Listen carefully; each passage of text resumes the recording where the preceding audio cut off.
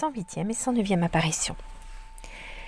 Les sacrements sont les réservoirs inépuisables de grâce et de sainteté, des canaux intarissables de tous les biens spirituels les plus précieux. Ceux qui veulent se sauver en les négligeant ressemblent à ces malades insensés qui veulent se guérir sans prendre de remède. L'indifférence envers les sacrements est punie très sévèrement après la mort. Nous en voyons d'abord un exemple dans une religieuse, puis dans un ecclésiastique.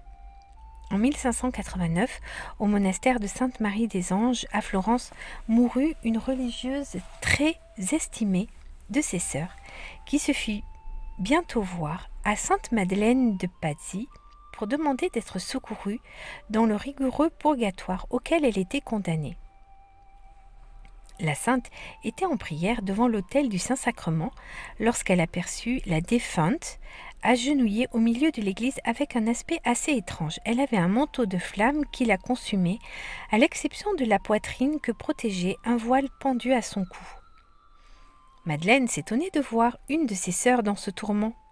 Elle lui demanda ce que cela signifiait. « Je souffre ainsi, lui dit-elle, pour n'avoir pas été assez dévote au Saint-Sacrement, pour avoir communié rarement et avec négligence. Pour cela, la divine justice m'a condamnée à venir chaque jour dans l'église du monastère pour me rendre mes devoirs à la Sainte Eucharistie.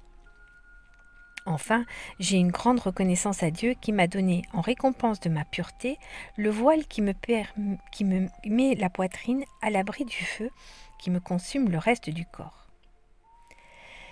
Ce récit toucha profondément la sainte qui se mit à prier, à communier, à faire pénitence pour cette âme, jusqu'à ce qu'il lui fût révélé qu'elle était délivrée. Madeleine racontait souvent ce fait merveilleux afin d'exciter au zèle pour la Sainte Communion. Le châtiment imposé à l'ecclésiastique fut plus douloureux. Il avait trop tardé à recevoir l'extrême onction, malgré son confesseur et ses confrères, qui l'avertissait du danger de mort où il était et lui conseillait de mettre ordre au plus tôt à tout ce qui regardait son salut afin d'avoir les forces nécessaires contre les dernières et terribles embûches du démon. Épouvanté à cette idée de mourir si tôt, il voulut différer l'extrême onction, craignant que ce sacrement ne hâtât sa fin. Il n'avait pas, cependant, le moindre mépris pour ce sacrement, mais une simple superstition, bien déplorable chez un prêtre, car elle le privait des grâces nécessaires à son état. Il retarda tant qu'il mourut, sans ce précieux secours à l'Église. Or, pendant qu'on préparait ses funérailles, les fidèles, étant réunis autour de son corps, ses yeux s'ouvrirent et il parla ainsi. Pour me punir de mes retards et des grâces de purification dont je me suis volontairement privé, le Seigneur m'a condamné à 100 années de purgatoire, à moins que les prières et les bonnes œuvres des fidèles ne me viennent en aide. L'extrême onction rend souvent la santé. Si je l'avais reçue, je ne serais pas mort et j'aurais eu le temps de faire pénitence. À ces mots, il referma les yeux pour ne plus les rouvrir.